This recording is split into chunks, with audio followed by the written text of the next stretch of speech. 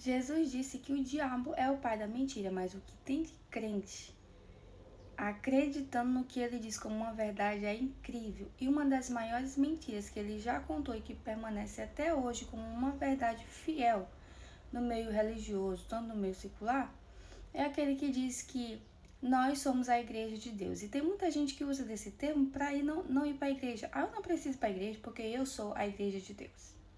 Eu vou provar para você na Bíblia que isso aí não existe, que isso aí não é uma verdade.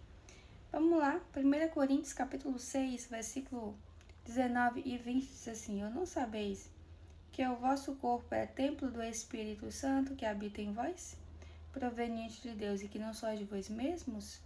Porque fostes comprados por preço, glorificai, pois, a Deus no vosso corpo e no vosso espírito, os quais pertencem a Deus.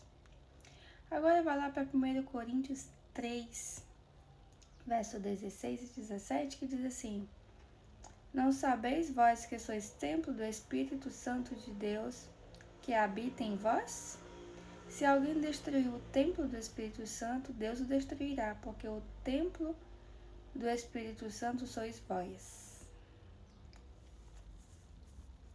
Aqui é bem claro que nós somos templo do Espírito Santo, não igreja de Deus ou templo de Deus. Porque Deus ele falou que ele não habita em templos feitos por mãos humanas, certo? Então, mas o que seria a igreja de Deus, então? A igreja de Deus, assim, é um conjunto de pessoas, né? No modo espiritual. Onde Jesus disse, ele até deu um exemplo, que ele é o cabeça e nós todos que vierem são membros. Então, imagina aí você que se acha igreja de Deus, que você não precisa ir para a igreja se congregar. Imagina que você é um membro do corpo de Cristo e é um dedo midinho aqui, você sai fora, porque você não precisa mais do corpo. O que acontece com o dedo midinho se ele sai fora? Se é cortado, jogado fora? Ele apodrece. Então não pense você que se você não for para a igreja, você continua aí servindo a Deus e obedecendo a Deus fielmente. Você vai apodrecer. Então o que vai acontecer? Você vai começar a fazer tudo aquilo que você nem queria fazer antes. O que jamais passou pela sua cabeça fazer antes. Mas vamos explicar esse tema aí, o que é a igreja de Deus em si, no literal. 1 Timóteo capítulo 3, versículo 12 e 15, para vocês entenderem, diz assim: os diáconos sejam maridos de uma mulher e governem bem seus filhos e suas próprias casas, porque os que virem bem e servirem bem como diáconos adquirirão para si boa posição e muita confiança na fé que há em Cristo Jesus. Escrevo-te estas coisas, esperando ir ver-te bem depressa.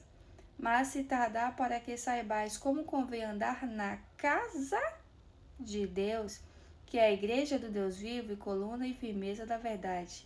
A igreja de Deus aqui, no modo literal, né, é o templo.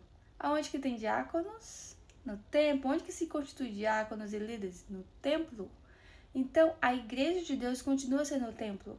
Não é que ele habite, mas você vai entender agora nesse versículo aqui, de Mateus 21, versículo 12 e 13, que diz assim: e entrou Jesus no templo de Deus e expulsou todos que vendiam e compravam no templo, e derribou as mesas dos cambistas e as cadeiras dos que vendiam pombas.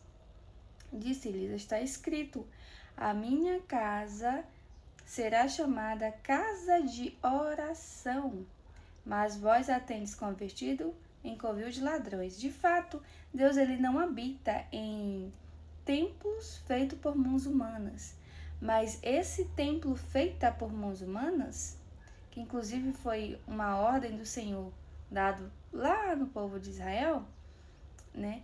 É que essa casa seria chamada casa de oração, onde todos os povos pudessem ir lá e encontrar. Até porque tem gente que não sabe nem como orar, nem como estudar a Bíblia. Em um templo, em uma igreja, ela aprende, ela é ensinada, ela aprende como orar, ela aprende como estudar.